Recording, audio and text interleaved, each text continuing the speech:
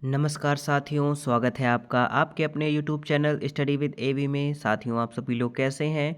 आशा करता हूँ आप सभी लोग अच्छे होंगे, स्वस्थ होंगे, अध्ययनरत होंगे आपके आगामी एग्जाम्स के लिए। साथियों, आज हम इस वीडियो में सामान्य विज्ञान जनरल साइंस के 30 मोस्ट इंपॉर्टेंट का प्रैक्टिस करेंगे, जो आपके आगामी एग्जाम्स, चाहे वो सीटेट का हो, टेट हो, रेलवे, एसएससी, पुलिस कांस्टेबल, किसी भी एग्जाम्स का हो जिसमें जनरल साइंस आती है। ये 30 क्वेश्चंस आपके लिए बहुत ही बेनिफिशियल होने वाले हैं, खासकर जो मेरे सीटेट और टेट के प्रिपरेशंस करने वाले साथी हैं उनके लिए, जो अपर प्राइमरी के लिए, उनके लिए तो बहुत ही रामबाण वीडियो होने वाला है, क्योंकि यहाँ से आपको 100% क्वेश्चंस, 1 से 2 क्वेश्चंस आपको 100% जरूर मिलेंगे।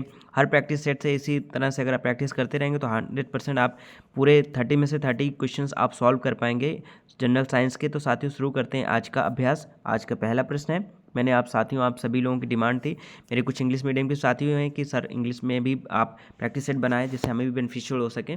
तो साथियों, मेरे इंग्लिश मीडियम के जो साथी, मैं कुछ क्योंकि मेरे ज़्यादातर हिंदी भाषी साथी हैं तो मैं उनके लिए मैं रीड करूंगा, लेकिन आप अगर आपको डिस्टर्ब हो मेरे रीड करने से तो आप अपने फ़ोन या टैबलेट जिसमें भी आप प्रिपरेशंस कर रहे हैं तो उसमें आप वॉल्यूम कम करके आप प्रैक्टिस जारी रख सकते हैं। तो आज का पहला प्रश्न है, पौधों की जड़ों द्वारा जल अवशोषण मुख्यतः किस प्रक्रिया से होता है? ऑप्शन ए विसरण, ऑप्शन बी परासरण, ऑप्शन सी सक्रिय परिवहन और ऑप्शन डी वाष्पोत्सर्जन।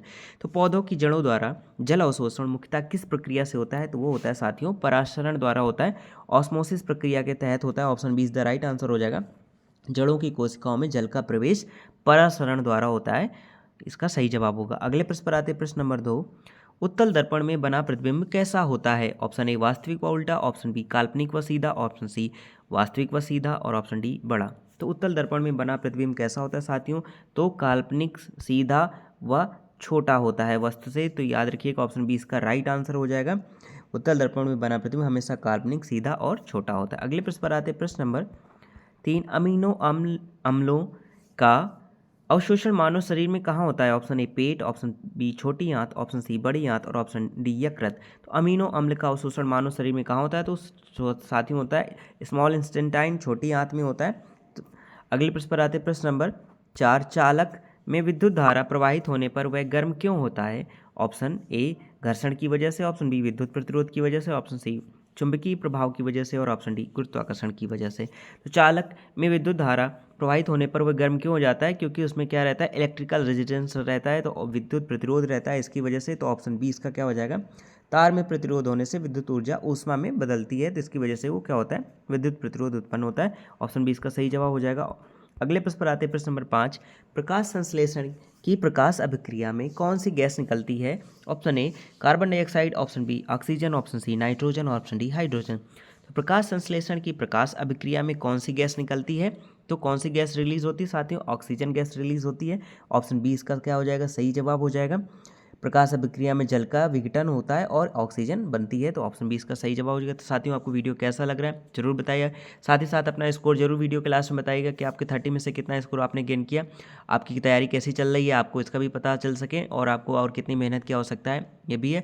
और साथ में साथ अगर आपको अभी तक चैनल को सब्सक्राइब नहीं किया तो सब्सक्राइब जरूर कर लें, जिससे आपको अच्छी वीडियो के नोटिफिकेशन मिलते रहें। और अपने दोस्तों यारों के साथ भी आप इसको शेयर कर सकते हैं, जिससे उन्हें भी इसका बेनिफिट मिल सके। बढ़ते हैं साथियों अगले प्रश्न पर, प्रश्न नंबर 6, रक्त का थक्का जमाने में कौन सा विटामिन सहायक है? Option A vitamin A, option B vitamin B, option C vitamin C और ऑप्शन डी विटामिन के। तो रक्त का थक्का जमाने में कौन सा विटामिन सहायक होता है? तो वो होता है विटामिन के। अगले प्रश्न पर आते प्रश्न नंबर 7, यदि किसी वस्तु का घनत्व द्रव से अधिक है तो वह ऑप्शन ए तैरेगी, ऑप्शन बी डूबेगी, ऑप्शन सी आंशिक रूप से तैरेगी और ऑप्शन डी वाष्पीकृत होगी। तो यदि किसी वस्तु का घनत्व द्रव से अधिक है तो वो क्या हो जाती है साथियों? डूब जाती है। ऑप्शन बी या इसका सही हो जाएगा, option B is the correct answer. द्रव से अधिक घनत्व वाली वस्तुएं हमेशा क्या होती हैं? डूब जाती हैं। अगले प्रश्न पर आते प्रश्न नंबर 8, जाइलम का मुख्य कार्य क्या है? आपको बताना है। ऑप्शन ए भोजन का परिवहन, ऑप्शन बी जल व खनिजों का परिवहन, ऑप्शन सी श्वसन और ऑप्शन डी प्रकाश संश्लेषण। तो जाइलम का मुख्य कार्य होता है साथियों जा से जल और जा से जाइलम। याद रखिएगा, हमेशा भूलेंगे कभी नहीं आप। तो यानी कि जाइलम का मुख्य कार्य होता है जल व खनिजों का परिवहन करना, यानी कि पेड़ के सभी हिस्सों में जाइलम का कार्य होता है कि जल और खनिजों का परिवहन करके पहुंचाना, यानी कि जड़ से लेकर पत्तियों तक कार्य होता है इसका। अगले प्रश्न पर आते हैं, प्रश्न नंबर 9, काकलिया का कार्य क्या है? ऑप्शन ए ध्वनि एकत्र करना, ऑप्शन बी ध्वनि बढ़ाना, ऑप्शन सी ध्वनि को तंत्रिका संकेतों में बदलना, और ऑप्शन डी वह संतुलन बनाए रखना। तो काकलिया का कार्य है, साथियों याद रखिएगा, वेरी इंपॉर्टेंट क्वेश्चन है। ये ध्वनि को तंत्रिका संकेतों में कन्वर्ट करता है।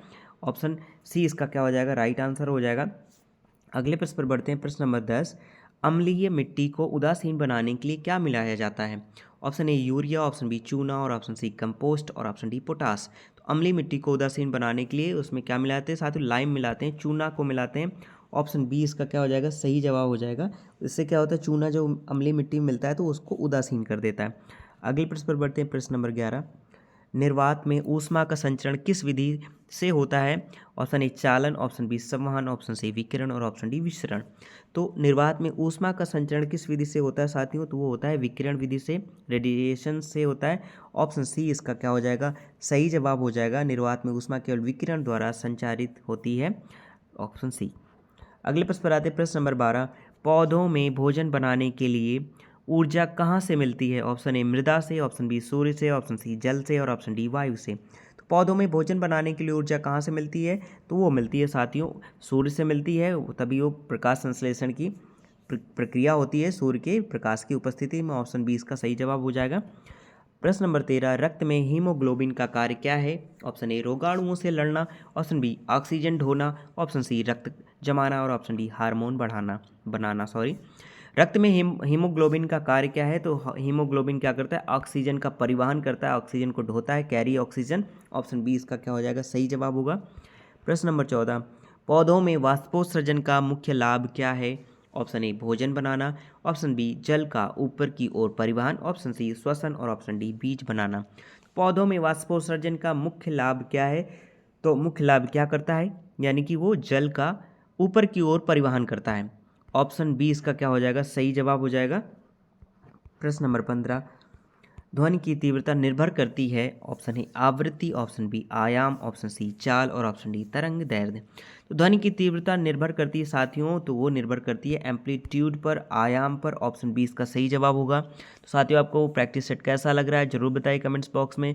वीडियो क्लास में अपना स्कोर भी जरूर बताइएगा, और साथ ही साथ आप अभी तक चैनल को सब्सक्राइब नहीं किया तो सब्सक्राइब जरूर कर लें, जिससे आपको अच्छे वीडियो के नोटिफिकेशन मिलते हैं ना साथियों। और अगर आप सीटेट की प्रिपरेशन कर रहे हैं तो साथियों चैनल में प्लेलिस्ट बनी हुई है, और भी सब्जेक्ट के वीडियो वहाँ पर पड़े हुए हैं, आप वहाँ पर जाके देख सकते हैं और अपनी प्रैक्टिस को और भी बेहतर बना सकते हैं। और साथ ही साथ अगर आप किसी भी अन्य एग्जाम्स की प्रिपरेशन कर रहे हैं तो ऑल कॉम्पिटिटिव नाम से एक अलग प्लेलिस्ट बनी है, जिसमें आप जीएस का बैच में चालू किया मैंने शुरू से, उसमें हिस्ट्री, ज्योग्राफी, सिविक्स सभी आपको मिलने वाले हैं, तो उसको भी आप देख सकते हैं एक बार। बढ़ते हैं अगले प्रश्न पर। प्रश्न नंबर 16, पित्तरस कहाँ बनता है? ऑप्शन ए पेट, ऑप्शन बी यकृत, ऑप्शन सी पैंक्रियाज, और ऑप्शन डी छोटी आंत। तो पित्तरस कहाँ बनता है साथियों? तो पित्तरस बनता है हमेशा यकृत में, याद रखिएगा, लीवर में बनता है। ऑप्शन बी इसका सही जवाब होगा। प्रश्न नंबर 17, सबसे हल्की धातु कौन सी है? ऑप्शन ए लोहा, option B lithium, option C तांबा, और ऑप्शन डी एल्युमिनियम। तो सबसे हल्की धातु कौन सी है? तो सबसे हल्की धातु है साथियों इन सभी में से वो है आपकी लिथियम। ऑप्शन बी, आप लिथियम आयन बैटरी सुना होगा ना, वो काफ़ी हल्की बैटरी आती, छोटे साइज़ में आती, पहले बहुत भारी भरकम बैटरी चलती थी, तो लिथियम की वजह से वो हल्की हो गई, इसलिए ये यहाँ पे क्या है, इनमें से सभी से हल्की धातु है लोहा, तांबा और एल्युमिनियम की अपेक्षा लिथियम काफ़ी हल्की है। ऑप्शन बी इसका सही जवाब होगा। अगले प्रश्न पर आते हैं। प्रश्न नंबर 18, पौधों में CO2 का प्रवेश किस भाग से होता है? ऑप्शन ए जड़, ऑप्शन बी रंध्र, ऑप्शन सी तना, और ऑप्शन डी पत्ती की नसें। तो पौधों में CO2 का प्रवेश किस भाग से होता है? तो याद रखिएगा स्टोमेटा से होता है। कहाँ से होता है साथियों? स्टोमेटा यानी रंध्र से होता है। ऑप्शन बी इसका राइट आंसर हो जाएगा। प्रश्न नंबर 19, अम्लीय वर्षा का मुख्य कारण है। ऑप्शन ए CO2, ऑप्शन बी SO2 और NO2, और ऑप्शन सी O2 और ऑप्शन डी N2। तो अम्लीय वर्षा का मुख्य कारण क्या है? SO2 और NO2 के जो आपकी गैसेस हैं वो जल वाष्प के साथ क्रिया करके साथियों सल्फ्यूरिक एसिड और नाइट्रिक एसिड बना लेती, जो अम्लीय होते हैं, इसी को ही हम अम्लीय वर्षा कहते हैं। तो याद रखिएगा सल्फ्यूरिक एसिड और नाइट्रिक एसिड H2SO4 और HNO3 डेवलप कर लेते हैं जल वाष्प के साथ अभिक्रिया करके। अगले प्रश्न पर आते हैं। प्रश्न नंबर 20, प्लेटलेट्स का मुख्य कार्य है। ऑप्शन ए ऑक्सीजन ढोना, ऑप्शन बी रोग से लड़ना, ऑप्शन सी रक्त का थक्का जमाना, और ऑप्शन डी पोषक तत्व ढोना। तो प्लेटलेट्स का मुख्य कार्य होता है साथियों रक्त का थक्का जमाना, ब्लड क्लॉटिंग करना। ऑप्शन सी इसका क्या हो जाएगा? सही जवाब हो जाएगा। प्रश्न नंबर 21 पर आते हैं। ऊर्जा संरक्षण का नियम क्या बताता है? ऑप्शन ए ऊर्जा नष्ट होती है, ऑप्शन बी ऊर्जा बनाई जाती है, ऑप्शन सी ऊर्जा केवल एक रूप से दूसरे रूप में बदलती है और ऑप्शन डी ऊर्जा समाप्त हो जाती है। तो ऊर्जा संरक्षण का नियम यही कहता है कि ऊर्जा को ना तो उत्पन्न किया जा सकता है ना ही नष्ट, वो क्या करती है, एक ट्रांसफॉर्मेशन है, एक रूप से दूसरे रूप में बदलती रहती है। Option C is the right answer हो जाएगा। अगले प्रश्न पर बढ़ते, प्रश्न नंबर 22, सबसे तेज ध्वनि किस माध्यम में चलती है? ऑप्शन ए वायु, ऑप्शन बी जल, ऑप्शन सी ठोस और ऑप्शन डी निर्वात। तो सबसे तेज ध्वनि किस माध्यम में चलती है? तो साथियों सॉलिड में चलती है, यानी ठोस में चलती है, जिसका ऑप्शन सी क्या हो जाएगा, आपका सही जवाब हो जाएगा। ध्वनि ठोस माध्यम में सबसे तेज चलती है। प्रश्न नंबर 23, मानव शरीर में सबसे बड़ी ग्रंथि कौन सी है? Option A thyroid, option B pancreas, option C यकृत और ऑप्शन डी पिट्यूटरी ग्लैंड। तो मानव शरीर में, जिसको पीयूष ग्रंथि भी साथियों कहते हैं, पिट्यूटरी ग्लैंड्स को, मानव शरीर में सबसे बड़ी ग्रंथि कौन सी है? तो जो यकृत है, लीवर है, वो सबसे बड़ी ग्रंथ है। इन सभी चारों में से यकृत जो है वो सबसे बड़ी है। Option C is the correct answer हो जाएगा। नेक्स्ट क्वेश्चन 24, साथियों अगर आपके पास ज़्यादा समय नहीं रहता तो आप मेरे वीडियो सुन भी सकते हैं। आपको सुनने से भी 1 से 2 बार सुनेंगे तो आपको याद हो जाएगा। आप चलते फिरते, उठते बैठते, खाते पीते भी प्रैक्टिस कर सकते हैं इसकी। आपके पास ज़्यादा समय नहीं है, 10 से 15 मिनट समय लगता है केवल। विद्युत धारा की एसआई इकाई क्या है? Option A volt, option B ampere, option C ohm और ऑप्शन डी वॉट। तो विद्युत धारा की एसआई इकाई क्या है, इसका यूनिट क्या है साथियों? तो हमेशा याद रखिएगा एम्पियर ही होता है। उसको नापते भी इसी से, अमीटर से, ये भी याद रखिएगा। एम्पियर उसकी क्या होती है, इकाई होती है। Option B is the right answer. Next question 25, पत्तियों का हरा रंग किस कारण होता है? Option A carotene, option B chlorophyll, option C xanthophyll और ऑप्शन डी प्रोटीन। तो पत्तियों का हरा रंग किस कारण होता है? तो पत्तियों का जो हरा रंग होता है वो क्लोरोफिल की वजह से होता है। ऑप्शन बी इसका राइट आंसर हो जाएगा। नेक्स्ट क्वेश्चन 26, इंसुलिन हार्मोन का कार्य क्या है? ऑप्शन ए पाचन, ऑप्शन बी रक्त में शर्करा नियंत्रित करना और ऑप्शन सी वृद्धि और ऑप्शन डी श्वसन। तो इंसुलिन हार्मोन का कार्य होता है रक्त में शर्करा को नियंत्रित करना, ब्लड शुगर कंट्रोल करना, यही इंसुलिन हार्मोन का वर्क होता है। ऑप्शन बी का राइट आंसर हो जाएगा। नेक्स्ट क्वेश्चन 27, ऊष्मा का सबसे अच्छा चालक कौन है? ऑप्शन ए लकड़ी, option B plastic, option C तांबा और ऑप्शन डी रबर। ऊष्मा का सबसे अच्छा जो चालक है वो साथियों कौन सा है? इन सभी में से जो है वो तांबा है। ऑप्शन सी क्या हो जाएगा, राइट आंसर हो जाएगा। बढ़ते हैं अगले प्रश्न पर, प्रश्न नंबर 28, पानी उबालने पर उसमें घुली गैसें ऑप्शन ए बढ़ जाती हैं, ऑप्शन बी कम हो जाती हैं, ऑप्शन सी समान रहती हैं और ऑप्शन डी ठोस बन जाती है। तो पानी उबालने पर उसमें घुली गैसें क्या हो जाती हैं? वो होती हैं आपकी कम हो जाती हैं। याद रखिएगा ऑप्शन बी डिक्रीजेज होती हैं जो गैसेस हैं। Option B is the correct answer. पानी उबालने पर उसमें घुली गैसें क्या होती हैं? बाहर निकल जाती हैं, यानी कम हो जाती हैं। अगले प्रश्न पर आते हैं, प्रश्न नंबर 29, वायुमंडल में सबसे अधिक मात्रा में पाई जाने वाली गैस कौन सी है? Option A oxygen, option B nitrogen, option C carbon dioxide और ऑप्शन डी आर्गन। वायुमंडल में सबसे अधिक मात्रा में पाई जाने वाली जो गैस है वो साथियों कौन सी है? वो नाइट्रोजन गैस है। ऑप्शन बी इसका राइट आंसर हो जाएगा। नाइट्रोजन 78% के करीब पाई जाती है। ऑप्शन बी इसका राइट आंसर हो जाएगा। तो साथियों आपको वीडियो कैसा लगा जरूर बताइएगा, साथ ही साथ अपना स्कोर भी जरूर बताइएगा। एक क्वेश्चन आपका बचा हुआ है, वीडियो क्लास में अपना स्कोर जरूर बताएं। साथ ही साथ आपको अच्छा लगा हो तो लाइक जरूर कर दीजिएगा, चैनल को सब्सक्राइब भी कर लीजिएगा चैनल को, और अपने दोस्तों के साथ भी शेयर कर सकते हैं। अगर आपको अच्छा लगा, उनके लिए बेनिफिशियल हो तो आप उनके साथ भी जरूर शेयर कर सकते हैं।